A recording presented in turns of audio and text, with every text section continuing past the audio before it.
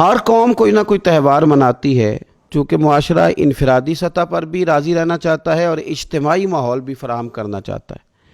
قومیں بڑے بڑے تہوار مناتی ہیں، میلوں کا بندوبست کرتی ہیں، دن منائے جاتے ہیں۔ اسلام کے اندر بھی دن منائے جاتے ہیں، اور بڑی قریب ایک دن آنے والا ہے جسے عید الفطر کہا جاتا ہے۔ لیکن اسلام کے تہوار باقی قوموں کو یہ بتاتے ہیں کہ تہوار منائے کس طرح جاتے ہیں۔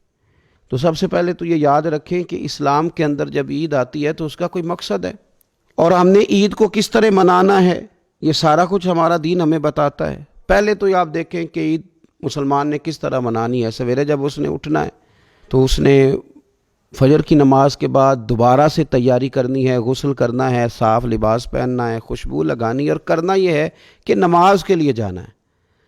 اس کے عید کا آغاز، اس کے اس خوبصورت تہوار کا آغاز اللہ تبارک و تعالیٰ کی عبادت سے ہو رہا ہے، اور عید منا کب رہا ہے؟ رمضان کے 30 روزے پورے کرنے کے بعد یا 29 کا چاند دیکھنے کے بعد۔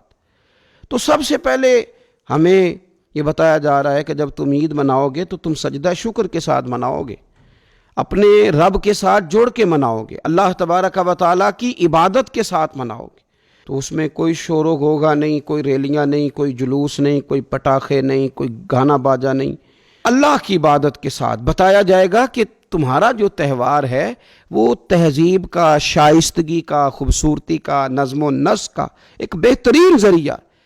تم بڑے راضی جب ہوگے تو پھر بھی تم اپنا ساری جھکاؤ گے رب کی بارگاہ میں، پھر بھی تم یہی کہو گے سبحان ربی العظیم، پھر بھی تم یہی کہو گے سبحان ربی الاعلی، پھر بھی تم اس کی بارگاہ میں جبین نیاز جھکاؤ گے۔ پہلی بات۔ دوسری بات، ہمیں پیغام عید یہ ہے کہ یہ جو تمہارے پاس عید کا دن آیا ہے یہ اجتماعیت کا دن ہے۔ آپ جب صف میں کھڑے ہوں گے نماز عید کے لیے تو کیا امیروں کی صفیں علیحدہ ہوں گی؟ غریبوں کی الگ ہوں گی؟ کیا پڑھے لکھوں کی الگ ہوں گی اور ان پڑھ لوگوں کی الگ ہوں گی؟ کیا قبیلوں کی الگ ہوں گی اور دوسرے قبیلے کی الگ ہوں گی؟ ایسا نہیں، ایک ہی صف میں کھڑے ہو گئے محمود و یاز، نہ کوئی بندہ رہا نہ کوئی بندہ نواز، صاحب و محتاج و غنی ایک ہوئے، اور تیری سرکار میں پہنچے تو سبھی ایک ہوئے۔ اجتماعیت کا اظہار ہے، اجتماعیت کا۔ عید کا پیغام اجتماعیت کا اظہار۔ اور پھر نماز عید ختم ہوئی تو سب نے ایک دوسرے کو گلے لگایا، غریب نے امیر کو، امیر نے غریب کو، پہلے ایک صف میں نماز پڑھی پھر گلے لگایا، چھوٹے نے بڑے کو، بڑے نے چھوٹے کو، سب ایک دوسرے کے ساتھ محبت کا رشتہ قائم رکھنے لگے۔ تو عید نے دوسرا پیغام اجتماعیت کا دیا کہ تم اللہ تبارک و تعالیٰ کی توحید کے نام پر، تم رسول پاک صلی اللہ تعالیٰ علیہ وسلم کی غلامی کے نام پر ایک ہو، ایک۔ ہزاروں قومیں وجود میں آئیں دہر میں خشک و تر کے رشتے سے، پر ہم نے بنیاد دوستی رکھی یاد خیر البشر کے رشتے سے۔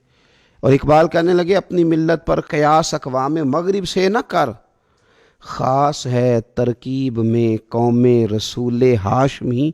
یہ جو نماز پڑھ رہے ہیں اور بعد میں گلے مل رہے ہیں، ان کا ایک ہی تعارف ہے کہ یہ رسول ہاشمی کی قوم ہے۔